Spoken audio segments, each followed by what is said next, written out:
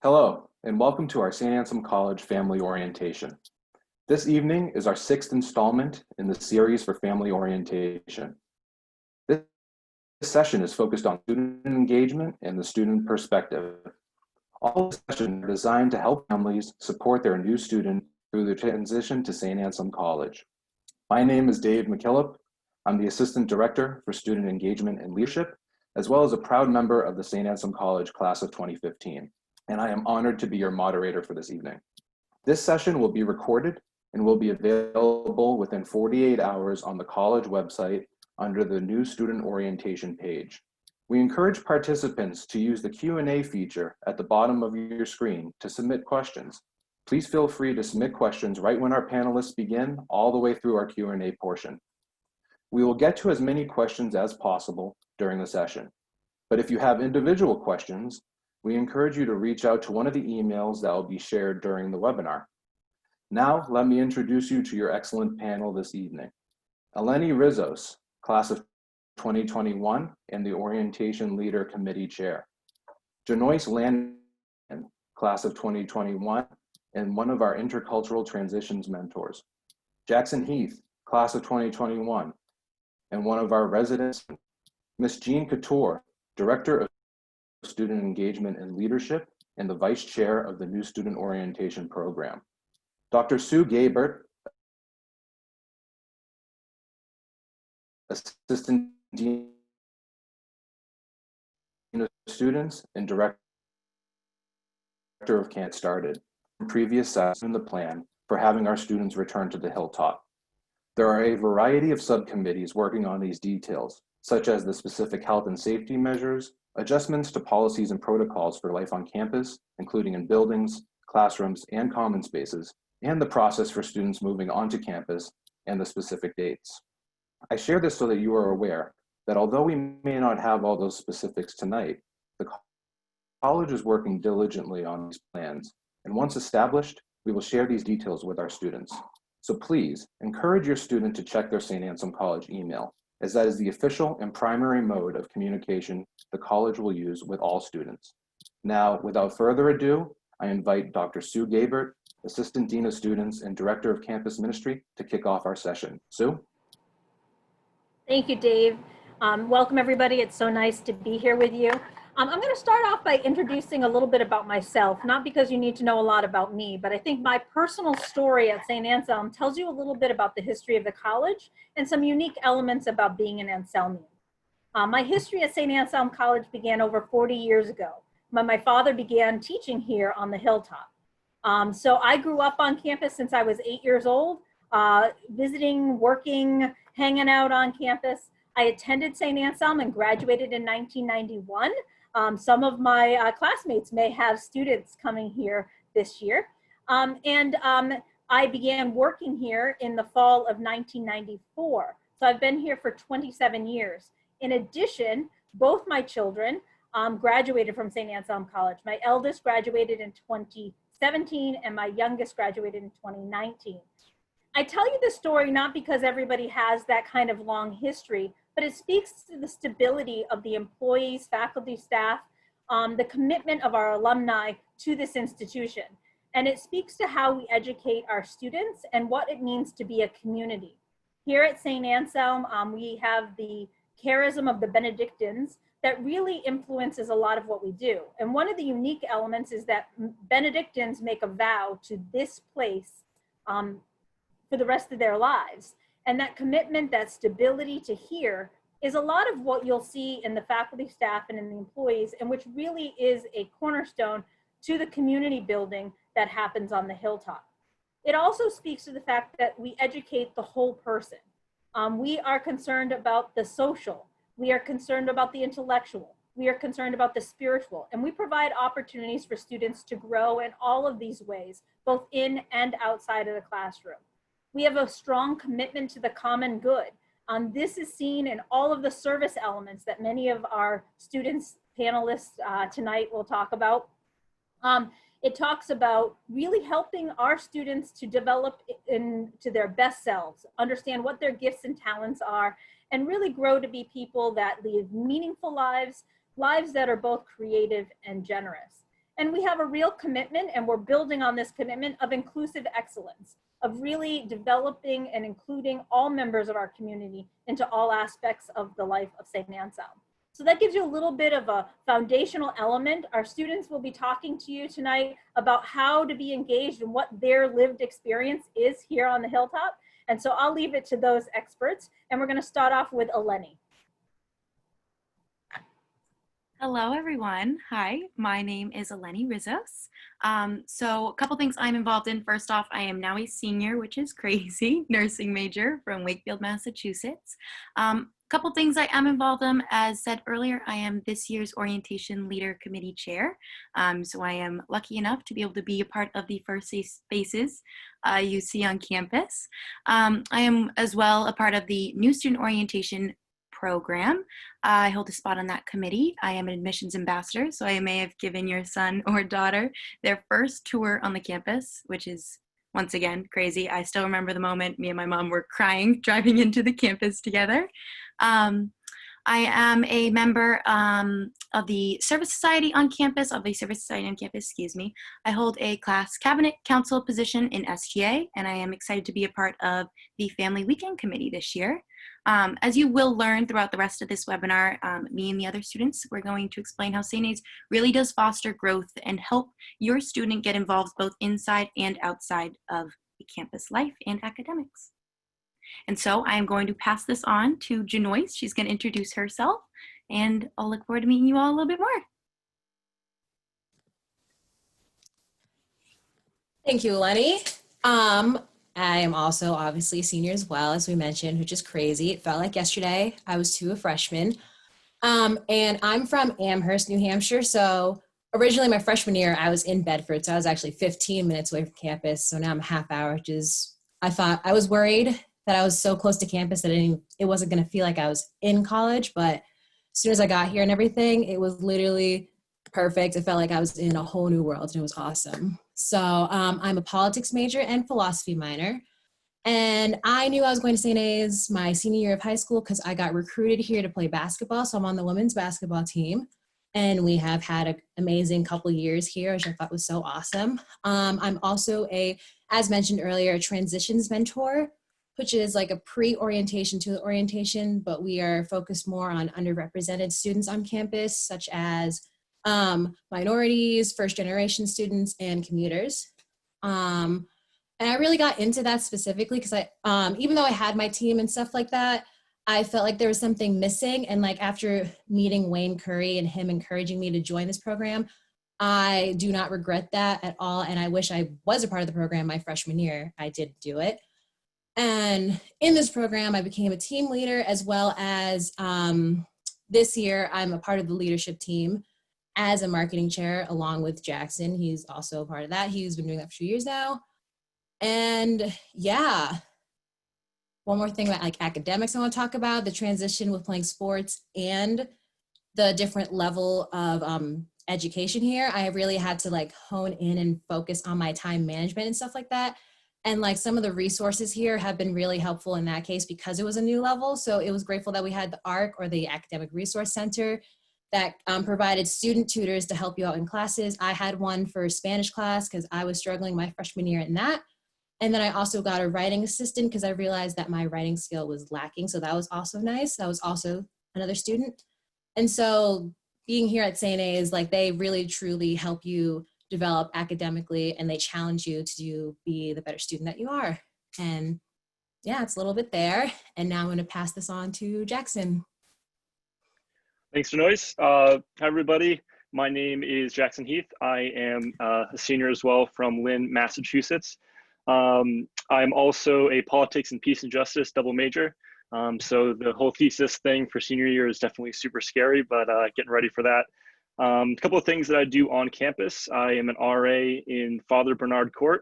I'm also a transitions mentor, like Janoise said, and I'm also the Club Frisbee president. So if any of your students want to get involved, just a quick plug right there.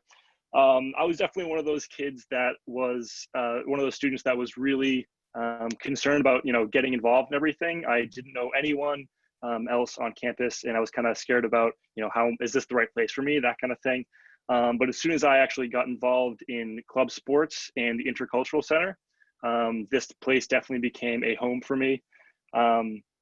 Club sports is really great because I am actually a competitive cyclist off campus, and St. A's does not have a competitive cycling team like a lot of colleges. So I was doing a lot of that in high school, but had no real outlet on campus.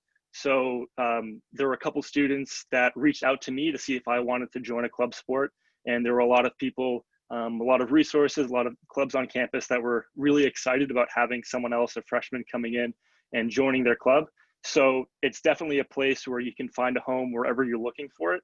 And club sports is great because I actually have been able to, we've hosted a couple tournaments on campus, and getting a little homesick, it was great to have my dad come up with our dog and take some pictures, got to see my dog again. So it was awesome to have them there. And yeah, so this is just a great place because there's so many kids, so many students that are ready to welcome you with open arms. And I'm just so excited to have a bunch of new freshmen coming to campus and getting to know them, whether it be as an RA or a transitions mentor, or if you're joining Club Frisbee. I'm just excited to meet everybody. So I'm going to pass it over to Jean, and we'll get going from there. Hi, as was mentioned, my name is Jean Couture. I am the Director of Student Engagement and Leadership, and also I vice chair the college's new student orientation program. I've been at St. Anselm for 10 years, and I often say I have the best job on campus, although I know that Dean Finn shared that same comment the other day. I get to have a great deal of fun working with our students. If people ask me what I do for a living, I said I create leaders while having fun, or while creating fun. So I do have a great job, and St. Anselm is a great community to be a part of. I think that I'm going to add two pieces that I think are important, that I often share with parents, which is you know, student engagement being my thing. And I really would encourage you to encourage your student to get involved in at least one club, one organization, one program, one office, one center, whatever it is, to get started right off the bat in at least one piece outside the classroom. It's going to allow them to meet peers from other class years. It's going to allow them to find a balance between their academic life and their life outside the classroom. And so I think that's a really important piece to help them engage in the community. And, you know, I often say dabble in that first year as well. You may jump into one thing and realize it's not your thing. So explore something else. There are so many opportunities on campus for the students to get involved with. And so I offer that piece of advice. And also, you know, the other piece, and it's a story a student shared a couple of years ago. And I think it's important because transitioning is hard. For any student, any change is hard for all of us, right? We know that as humans, change is hard. And now think about it, we're in a very unique time where a lot is out of our control and we're waiting on answers. And this will be a big change for them. A student shared her personal story a couple of years ago about, you know, she had type 2 diabetes, and, you know, she was concerned. Her mom had always helped her manage that. And she shared with the parents that, you know, for me, I was nervous about it, but, you know, I was able to do it. I was able to transition. But the word she used is, or she shared with parents, you know, I had my thing, and your student may have their thing that they need to adjust to, or that they're going to have to learn to manage on their own. But really encourage them to do that. Be the encourager, be the supporter. They're still going to go to you for that advice, but to allow them to take the steps to actually manage that and help them transition to a little bit more of that self-reliance maybe than they've had up to this point, because you've done it already. They're adults, and they're going to now transition from that high school experience to that college experience. So that piece of advice I think that she shared, and where she realized, you know what, Mom, I've got this, was, you know, a big piece of advice that she shared that I think is always worth sharing. So at this point, I'm going to hand it back to Dave, who's going to start, you know, throwing out questions to all of us. Dave. Thank you, Jean. So I want to thank all of our panelists, especially our students, for sharing your insights on what it means to be a student on the Hilltop. So we will now dive into questions like Jean said. First question is for our students. What is the best thing that your parents did to help you transition to college, or during your time on the Hilltop? I think we should start in reverse order. Jackson, why don't you go first, and we'll go to Melanie. Sure. So yeah, I live pretty close to campus, so I was able to rush back home if I needed to do laundry or whatever it was in case I was nervous. But to be honest, I was encouraged not to go back to campus until I think it was Columbus Day. Not to go back home until Columbus Day, and I was really able to get involved with the community here. One thing that my parents were really good about was not texting me like in the middle of class or calling me in the middle of class and disturbing. So we were able to kind of get a schedule going about when we could FaceTime or when we could call just to kind of check in, because of course my parents were freaking out a little bit about not knowing where their student was. So yeah, I think just the biggest piece of advice I'd have was whatever your student wants to do, however involved they want to get, let them be on their terms when they're getting back to you, for whether it be FaceTimes or calling, because their schedule can be super different, super confusing, and they may not know what it is yet. So I would wait for them to figure out when the best time to reach back out is. Go ahead, Janine, sorry. You're good. Yeah, I agree. I was grateful that I have an older brother and he went to college first. So my mom got to experience all the nerves of her first child going to college and like bothering him and all that. So it was nice for her to know that she understood ahead of time to give me space and stuff like that. And like, I told her, like, again, my busy schedule and stuff would be kind of hard for me to like necessarily communicate as much as she wanted me to. But like, she was very supportive of me whenever I did need to call her and contact her. It was great. And me being so close to campus too, it was very easy for me to go home when I needed to. But honestly, I did not go home as like, especially freshman year. I've heard, like Jackson said, that you're not really supposed to go home. You're supposed to get used to the campus and stuff like that. And it was just, my parents were pretty supportive of the transition in that way by not being so overbearing to me. So yeah. Eleni. Thank you. So my parents, to preface off of them as well, I was the first kid with my parents to go to college. So they were very nervous, and, this was a new arena for them. And one thing that they were really kind of focused on was kind of my mental health aspect. I do very well with a schedule, and I struggled with some anxiety. So they wanted to make sure I was doing the correct things for myself. So, before I went to school, they talked to me, but when I did get to school, they trusted in me to create my own schedule and to reach out to the people that I needed and to do the things I needed. They know that I needed exercises. I may need to talk to someone. So I found the correct sources, and, they checked in every week, whether that be text or calling. And they knew how much I liked getting involved as well. So they made sure that I was doing those extracurriculars all the while having time for my academics and seeing my tutors, seeing my writing assistants, as Janoyce talked about earlier. Those were great resources that they knew that I needed to have due to my previous struggle with some speech impediment issues as a kid.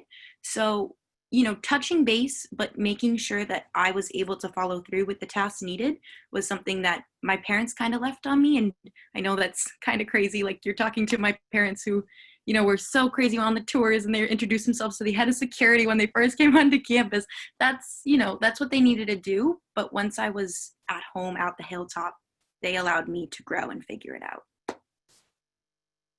So yeah, Dave. I think we're going to hop to Sue Gabert here. She wanted to add a perspective of a parent. So Sue? Thanks, Dave. So when I first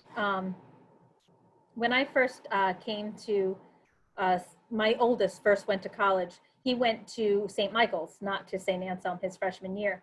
And I remember I was like, I got this. I'm in higher ed. I know how to handle this. I'm all set. And then the first time he called me really upset about something, really distraught, I was doing my best not to take over, to try to, coach him as to how he could handle everything. We had a good conversation. We hung up the phone. The next day I didn't hear from him. So I panicked. I couldn't stop thinking about what was going on and what was wrong. So I finally texted and got a hold of him, and he was like, oh, I'm fine. Everything's great. And what it did was it reminded me of that first day I dropped my child off at daycare, and they were crying at daycare, and I was crying on my way to work.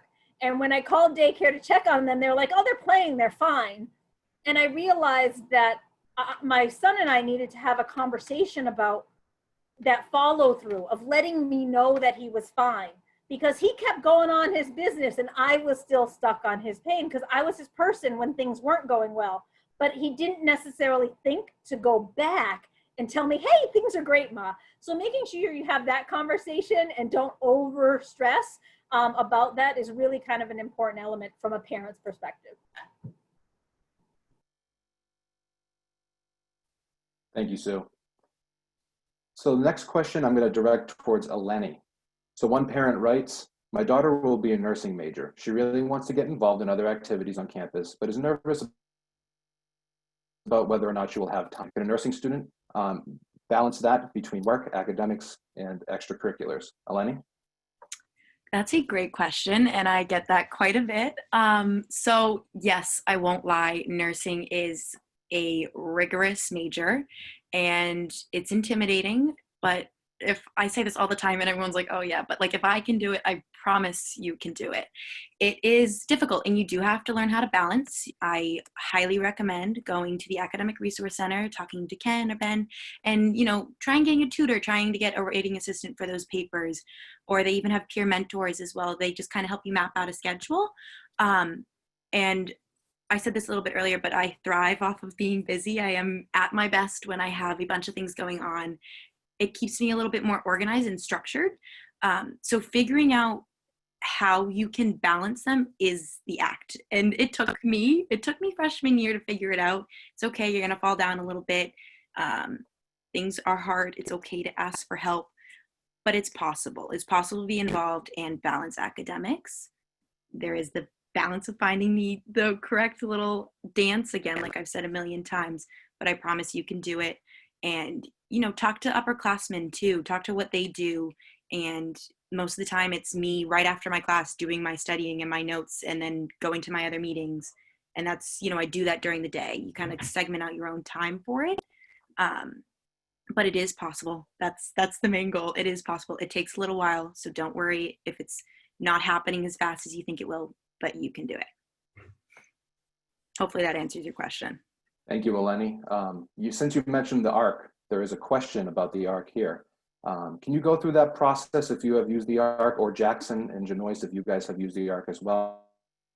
I can touch on it. Go about getting a tutor. Oh, sorry. Nope, absolutely, go for it, Eleni. And then I know Janoyce and Jackson both go through, so they can touch on it too. But I have had a tutor for pretty much every class at St. A's. I am not ashamed of that. I am proud of it. They are fantastic. They are fellow students that have taken the class, and they are awesome. They've helped me through many ups and downs of all of my classes. So the way it works, you can either email the Academic Resource Center, go into the building, which is on the top floor of the Student Center, and their little area. You can go in, you can talk to Ken or Ben, and they can, if you're having a hard time with tests, they can go through your tests with you, which is awesome. I've done that a couple times. You can get a tutor, a writing assistant. They can read over your papers. Janoyce, do you want to add anything that I'm missing? No, yeah, I think you covered basically everything. I really appreciate having that resource there. I think that definitely helped. Like I said, with my Spanish class, that really did help me to my grade. And the writing assistants, I do struggle a little bit with writing. So that was a little tough, and having that writing assistant to help me out would, can you hear me? Yes, okay, sorry, it said that my audio wasn't working, but anyway, yes, I'm struggling with writing. Having that writing assistant was very helpful as well. And it was nice that it was students too, because it wasn't as intimidating as a professor necessarily, because sometimes that professor-student relationship is important. Sometimes it can be a little intimidating to see a student that's this can be you if you work hard enough. Was very helpful to me. So. Yeah, just one more thing I was gonna mention was that for the tutors, there are often specific classes that are super brutal. So you can get a tutor that's done really well in that class before to kind of help you out. There's also so I was a transitions mentor the past couple of years, and my mentee was struggling a little bit with getting his schedule sorted out. So he went to the ARC. I just, showed him oh, here's where it is in the student center. And he went in and was able to get a schedule sorted out and totally, turned around his freshman year and got on top of his classes and stuff. So I would definitely recommend going in there as soon as you can. It's a great place to go and everyone's super friendly. So yeah.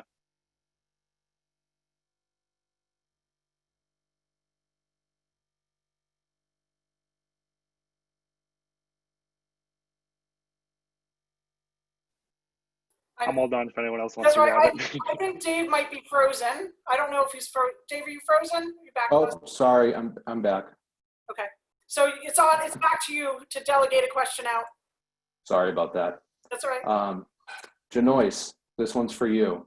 And we got two of them. So what is the best piece of advice on time management you can give for an incoming student athlete?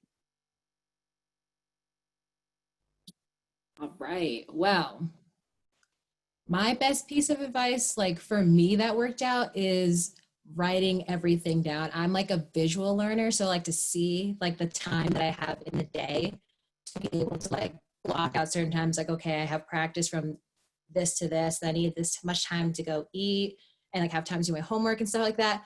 It is a little challenging trying to like balance like academics and your social life, because like that extra time you did have is now towards the sport.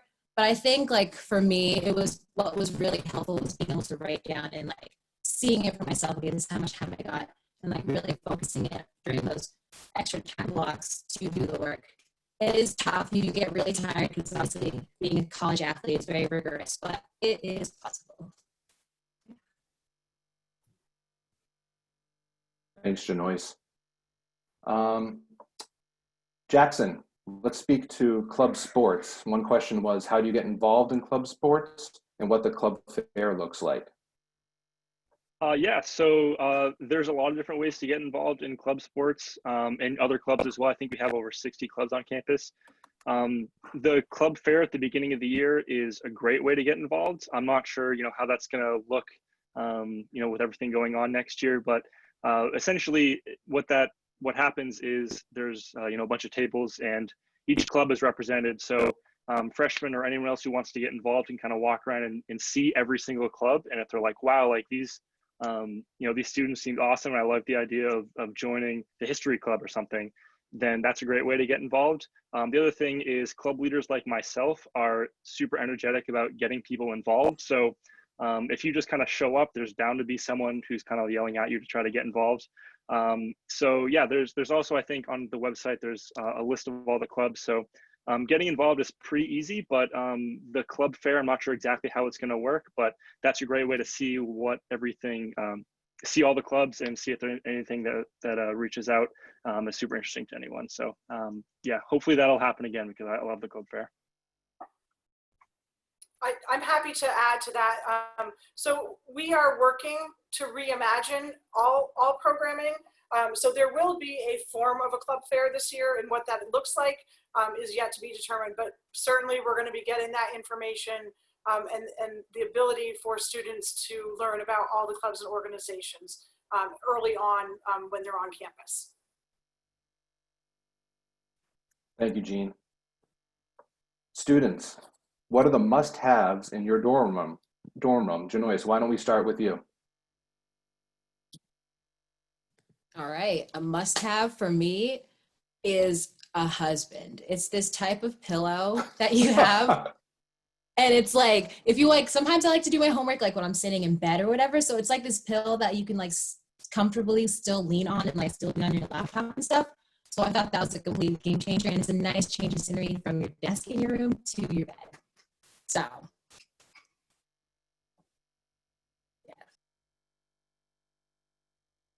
Okay, I think it's my turn.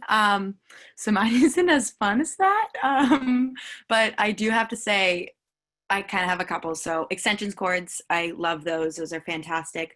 The little cube thing that you put like next to your bed and can open up and you can put snacks in it, and snacks is another one. And then I love tall bed risers because if you're like me, I have a lot of clothes and a lot of shoes. So you need to take over every available space you have in your room, and that includes underneath the bed. So yes. Yeah, there's a lot of must-haves, to be honest, but Eleni's, I think, stole the best ones. But definitely the extension cords are huge.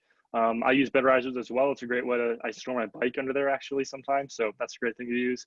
And another way to figure out, what's the room going to look like is You know, if your student feels comfortable reaching out to their roommate beforehand and kind of figuring out, okay, do you have a mini fridge or do you have a TV that you want to bring?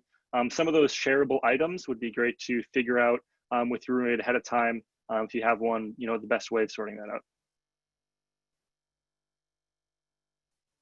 Great. Jean, question for you. Are siblings able to visit and stay overnight with the new rules?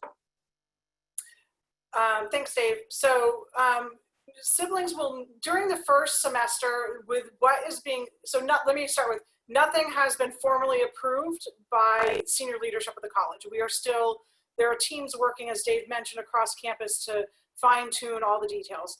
But siblings, outside guests will not be allowed during that first semester on campus. And quite honestly, even among res halls, students will be limited in entering other students' halls. So there's going to be some definite protocols in place. We're going to be focusing on what it consists of a family unit. So please be patient. Those details will be forthcoming, but for at least the first semester, guests, off-campus guests will not be allowed. In the halls. I want to go back to, I know on the club sport one, or the club affairs question, it was asked, you know, they had reached out to a specific club and hadn't heard anything. Please note, our students are off for the summer, so they won't often be responding to those emails, and all of our clubs and organizations are student-led and student-driven. So when you email that club account, they're not necessarily checking that email over the summer. So once your students are on campus and once our upper class students are on campus, that's likely when they'll receive a response from that group or organization. Thank you, Jean. Question for the students. What's your favorite meal at Davison? Start with Jackson. I got this one, Dave. The chicken and cheese in the grill line is by far the best thing on campus. It's not the super healthiest thing you can get there. You know, you can get grilled chicken if you really want to, you know, make it healthy, but everyone in the dining services, everyone who works there is super friendly. So it's great to kind of get to know the names, and the people that work the grill are awesome. And the chicken and cheese, definitely look out for that one for sure.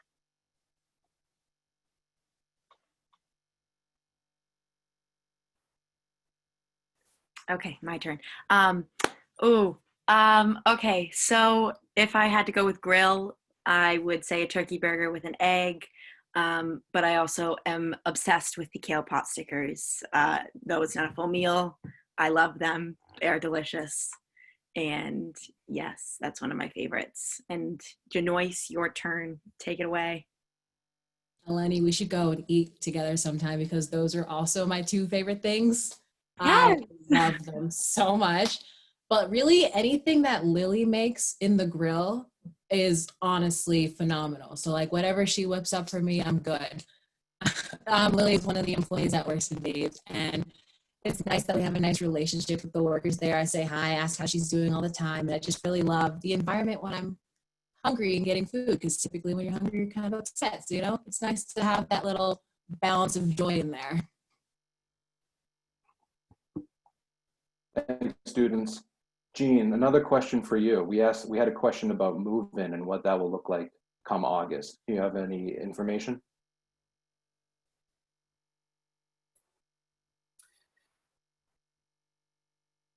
So sorry about that.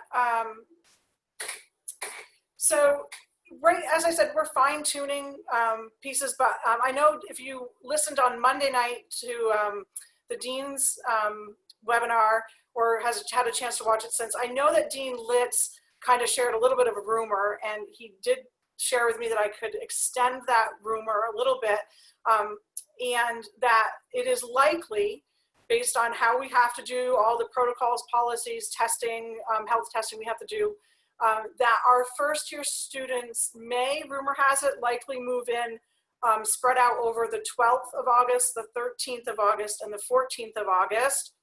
Big wink there. If you didn't catch it, big wink there. That is what rumor has. But as I said earlier, nothing has been formalized or approved by our senior leadership of the college. So, so students should look for, continue to just check their email over the summer, not only for their housing assignment, but also for the specific details about what that return to campus will look like this year, because there are definitely going to be some policies and protocols and a specific procedure for that day of move-in. So please stay tuned for those details. As we have them, the college will most certainly get them out to students. Thank you, Jean. Jean, let's go back to you. Campus on the weekends, what is that going to look like in the fall, and what is campus life like? So, you know, once again, I think it's going to be a little different than what we might normally see on the weekend, but there is always activities to do traditionally throughout the weekend. I think the specific part, you know, that somebody was curious about, do students stay on campus on weekend? Yes, our students, we are not, as some colleges refer to it, a suitcase college. We are not a suitcase college. The majority of our students stay on campus throughout the weekends. Or throughout, you know, don't go home. And I think Jackson even said he doesn't even recommend until you go home till break. Knowing that things will look different, I don't even know what breaks will exist in this semester, so we're waiting on those details. But we are also, you know, focused in some of the policy pieces we're developing. The idea is we really would like students to stay within the community as much as possible and not travel outside the local area. So once again, all these details and specifics of it will be rolled out. But I think it'd be great to hear from our three students about traditionally, what does life look like on the weekends for you? Jackson, do you want to, yeah, go for it.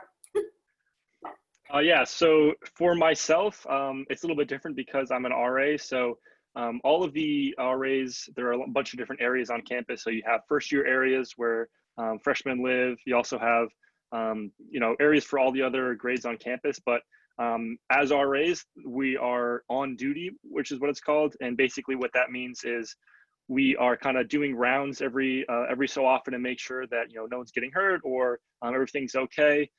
Just checking in on students, getting to know people. So, you know, for myself, it looks a little bit different. I'm doing that, you know, once, about 3 times every month. I'm kind of on duty one weekend.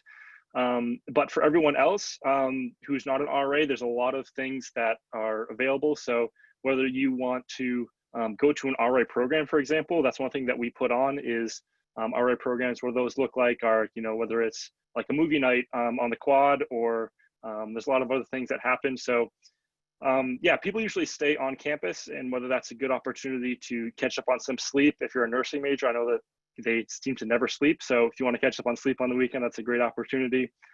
Sleeping in, I do that pretty much every weekend. But yeah, if you want to meet up with friends or go to an RA program or go, you know, make some food, whatever it is, there's a lot of things to do. So yeah, I'll pass it over to Janois. Thank you. Yeah, just to like, I use the weekends as a way to like catch up on things, as you know, my week is always so hectic. It's nice to get ahead and stuff like that. And like Jackson said, those RA programs are actually really fun. I've gone with my friends before and stuff like that. And it's a good place to like make new friends or like make new memories with your friends. And like, because I was friends with Jackson, like, you know, he encouraged me to go to these events. I thought, you know, it's time well spent. And like, yeah, that's how I spend my weekends. I do sleep as well. It's also hard with season time because typically we have Saturday games, so that does take up like a whole day as well. So like, you know, I really enjoy my Sundays, especially to like catch up and, you know, get a little TLC and stuff like that. Okay, hi. So pretty much to echo what they said, my weekends are usually meant for catch up as well. Saturdays, I sometimes usually have some work to do with admissions. There's usually a Saturday open house. So I'm lucky enough to give a couple tours, do some talking that I like to do, and then, you know, study for a bit. There's the programs. We really do enjoy going to C Shop, and we love sometimes I'll have a comedian there, some karaoke, some fun stuff like that. And Sunday I usually do some service with the service society I'm involved in. But, you know, some catching up on hanging out with friends and studying as well. Thank you, Eleni, and the rest of the students. Jean, back to you. I think we've already covered this a little bit, but another question came in. Are students allowed to have out of school visitors during the first semester? I'll touch on it again because I know people are jumping in at different points. Right now, what is being proposed, and like I said, not yet approved by senior leadership, but the proposal is that outside guests will not be allowed on campus during the fall semester, and certainly not staying in the residence halls. So that is kind of what we're looking at as a plan. We really want to think about these pieces of our campus as family units across our campus. And so even among our students, among the res halls, for instance, a student from Dominic Hall may not be able to go into Hillary Hall, or a student from the Learning Living Commons may not be able to go into Bertrand Brady. So once again, we're working on what these things look like, but please be patient as we finalize the details. The students are going to be given some very clear messaging around the expectations once these plans are solidified. So I once again say, please let your student know they should be checking their email over the summer, especially in July. As we get into July, I think more of these final details will be in place and approval will be given for us to start messaging out what these things will look like. Thank you, Jean. So students, let's talk about work study and jobs on campus.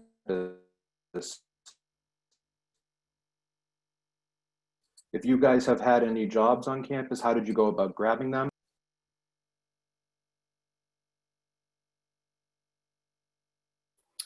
Okay, since Dave is breaking up, I'll jump in and read the questions. You guys can make sure you hear it. Work study, payroll positions, etc. If you guys have had jobs, how have you gotten them? How do you go about it, and what do you suggest? Jackson, do you want to kick us off? Sure. Yeah, so I actually work in the library at the Interlibrary Loan Office, which is basically if anyone wants to if we don't have like a book in the library, but we want to borrow it from another library, I kind of do that whole processing thing. How I got involved with that, it was actually, I'm a little bit different. There was a friend of mine who just recommended it to me, and I was easily able to walk into the office and say, hey, I'm interested in this job. Kind of did a little mini interview. For work study, if your student does have that, I think there's a list on the website. I wish I could give you the best way of getting there, but there are a lot of options. My recommendation would be to check that out at the beginning of the year and try to apply early. If there's anything that you're super interested in, the library is a great place to work. There's a lot of options. I wish I could speak more on how that would look because it's a little bit different this year, but yeah, work study is a great place to do that. And yeah, it's a great place to make some extra cash if you need it. So I'll pass it over to Janois. I've had a couple jobs on campus. I have payroll. One job that I did have was working in the car center, the gymnasium there, or not gymnasium, the workout facility. And basically what I do is I sit there at the desk and make sure people are swiping in, make sure no one's doing anything crazy. I turn on the TVs, I clean the equipment and stuff like that. So that was kind of a fun little thing. And then I've also been a coordinator in the Amelia Center. Amelia Center is like this big volunteering piece of campus that like everyone is pretty much involved in. And the site that I did work at is unfortunately no longer a site, but it was a cool experience where I got to like help out students who are first generations here in America, and essentially because their parents didn't necessarily like know the language, it was hard for them to help them with the homework, so we would help them after school with the homework. So I coordinated that for a semester, and that was a cool experience. And I unfortunately also don't know the website because I got the first job through a friend as well, and then the second job I just so happened to volunteer there and ask like, how can I be more involved in this? So yes, there is a site that you can go to that has all the job listings, and it is pretty helpful, I've heard. Eleni? Hi. So yes, I have a work study job as well. I kind of went into campus knowing what I already wanted to be involved in. I absolutely loved my tour guide. She was amazing. And I was so interested in becoming one. So I joined Hawk Squad, which was a volunteer program on campus. And then I definitely recommend that you tell your student to check their email. That's where they send out a lot of work study information, job offerings, and any sort of job offering on campus. So that's where I kind of got the word, and it was spread throughout the whole office that I was volunteering in. So I applied there. And, my parents were like, oh, get a job, but just make sure they're checking their email, and, it's doable. You can get a job. Yes, I had the work study job, no payroll. But yes, and I know my roommate, she works in the Chapel Arts Center. So there's so many different opportunities on campus. And, if you kind of want a more hands-off job where you can maybe do your homework a little bit, there are jobs like that. So I want to clarify a little bit, because I know it came up, the difference between what the students refer to payroll positions, and then there's work study positions. So the work study dollars are something that your student is going to see in their financial aid plan. If your student does not have financial aid, that's where the payroll positions come in. And every office has a designated amount that they can hire. So for instance, my office, I can hire 11 work study students, but I can only hire 3 payroll students.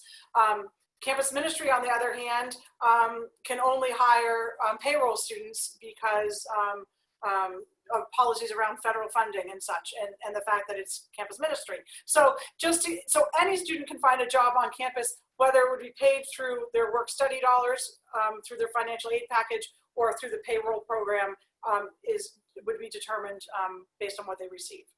So. Thank you, Jean. Sue, I'm going to direct this question to you and any students that want to chime in. What does campus ministry offer in terms of clubs, activities, and student leadership opportunities? Thanks, Dave. Campus ministry is actually a very active space. We have about 70 different leadership positions that work out of our office. We support students of all faith traditions, and we provide services, prayer gatherings. We have a multi-faith prayer space. With the monastic community, we offer Catholic masses on the weekends. We have retreat programs, prayer group opportunities, peer ministers, service opportunities that are immersive. It's a very, very active office. Campus ministry is not a club, though there are some clubs that are affiliated with campus ministry or some organizations. So there is a very active Knights of Columbus on campus. There is a small women's group that is beginning to Catholic women's group. We have a local, we have a Bible study for non-Catholic Christian students. We have a student club out of the Intercultural Center for our Muslim students, Muslim Student Association that we also collaborate with. And we have an Organization for Life opportunities that happen out of campus ministry and some other offices. So there are an abundant number of ways to get involved through campus ministry at all different ways in terms of your faith development and different religious traditions.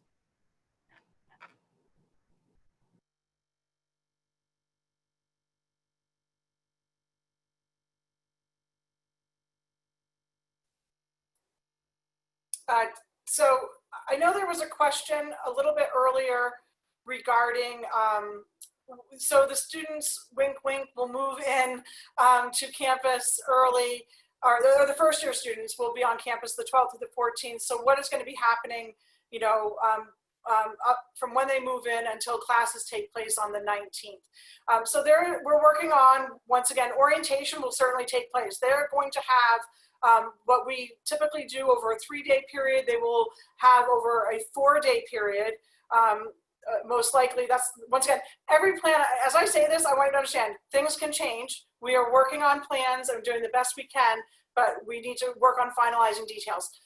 There'll be a 4-day orientation program.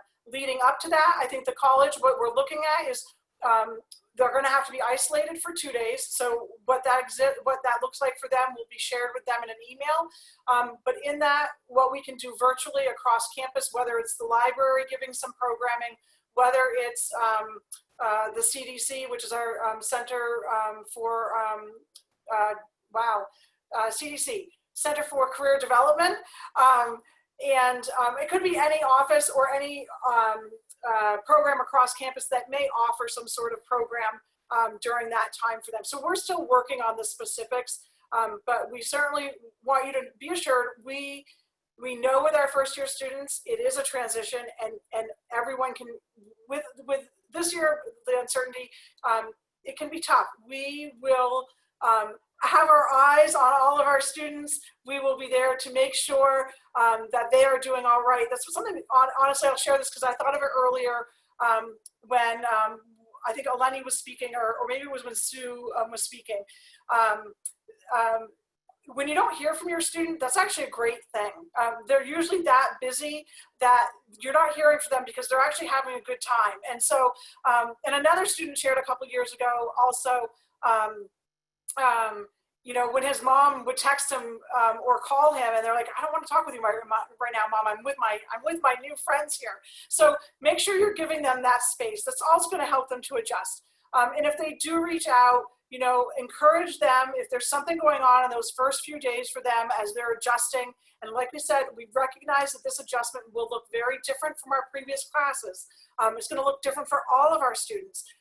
Please encourage them to reach out, whether it's to their resident assistant, their RA, whether it's to their orientation leader, because they're going to know who their orientation leaders are before they even come to campus. They're going to have a meeting with a group of about 20 of their peers and their orientation leaders before they even come to campus. We're going to do a Zoom meeting for those groups. So they're going to know who those people are. Or whether it's reaching out to me or to Dave or to Sue or some other person that they've connected with or haven't connected with, but please let them know that we're here to help them in this transition. We recognize it will be different. You have a community that wants to help your students succeed. And so encourage them to reach out, whatever it may be. And we're gonna figure out, you know, who's the best person to help out this student with whatever's going on. So I hope that helps answer. We are working on, I keep saying we're reimagining everything we do. Dave works with our campus activities board. And so, you know, he's chatting with them about, hey guys, do we kick off our welcome back week earlier than we might normally? There are so many things being talked about, but no, I can't promise a solid plan because we are just working on these details and we're doing it as quickly as we can, especially for the details I know that you guys want in order to make your plans.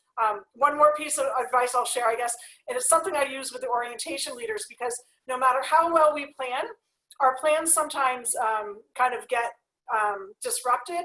And so I always say to our orientation leaders, TTP, trust the process. Please know that we are doing our best for the entire community to make this as easy on everyone as possible and just being patient as we kind of get these pieces into place. Thank you. I'll hand it back to Dave. Thank you, Jean. Students, what is your favorite traditional event on campus? Jackson? Oh, there are so many. And again, I'm not sure if this is going to happen this year, but the whole holiday Christmas fiesta that goes on campus is always awesome. There's like a gingerbread house making contest and a couple other things, but my best guess is that may not happen this year, which is super sad. There's a lot of things that go on. I'm kind of blanking because that was kind of what I was looking forward to the most this year. But actually, at the end of the year, there's something called PICO, which is a really awesome event. And basically, we go on the campus quad, and you can get free T-shirts. There's like really good food there. There's like some weird swings that are people always take pictures on and stuff. So that's a great way to kind of kick off the end of the year with a bang. And yeah, so I'll go ahead and pass over to Eleni. Hi. So I have a lot of favorite traditions, but one of them that's going to be a little bit reimagined this year due to our move-in situation, but the class banner is one of my favorite traditions. And I know Sue can touch on this later if she wants, but during the first week that you arrive on campus, it is risen for the first time up in Davison. And then every year, the pending adulthood kind of creeps a little bit closer and it moves forward until it reaches the end. And then during your senior year, it is lowered for the last time. And then the first person to come back onto campus receives their flag for their class. Sue has it. I have a couple professors that have it. It is a dream of mine, so we shall see. And Janoyce, go ahead. So. No, you're good. I was also going to bring up the banner raising, but I think another tradition that I really enjoy, I haven't experienced it yet because none of us have because we're seniors now, but the morning of graduation, the seniors will wake up and watch the sunrise on the hilltop. And I think that's just really awesome. It's like if you were to be like in front of alumni and watch the sunrise, it's absolutely the most beautiful thing ever. And I think that is a nice tradition. It's like, ending on a good note. That sunrise, like a new beginning, you're graduating, you're moving on as like a new person after spending 4 years here. So I guess that's another tradition that I really can't wait to experience.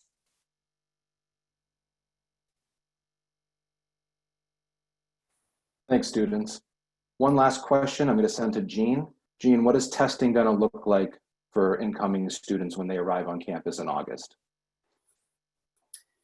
So once again, nothing finalized, but the first step in move-in and is going to be a screening, and yes, a test, some sort of COVID test or screening. So once again, more details to come around that. It's all part of the plan that we're kind of just fine tuning. Please, wait for the details on that. And Janois and Eleni, I want to assure you in the class of 2024 that their banner will be raised. And we already have begun reimagining what that ceremony will look like. Because people have pointed out that the class of 2020 banner has not come down. And we've assured them there are more rafters up there for that banner to be raised so we can have 5 class years up there at the same time as needed, because we're still working on doing a commencement and a lowering of the banner for our class of 2020. So I assure you that tradition will not be deleted from anything we do. Thank you, Jean. And once again, let me thank all the panelists on your behalf for helping us answer those questions. I am going to wrap it up here. If we didn't get to answer your question, or if you have individual questions, we encourage you to reach out via email to either of these emails, orientation@anselm.edu or academic-advisement@anselm.edu. As a reminder, tonight's session was recorded, and all recordings will be available within 48 hours of the session on the college website under the new student orientation page. We look forward to seeing you at our next family orientation session on July 1st, which will focus on student athlete experience. Once again, thank you all for joining us and have a great night.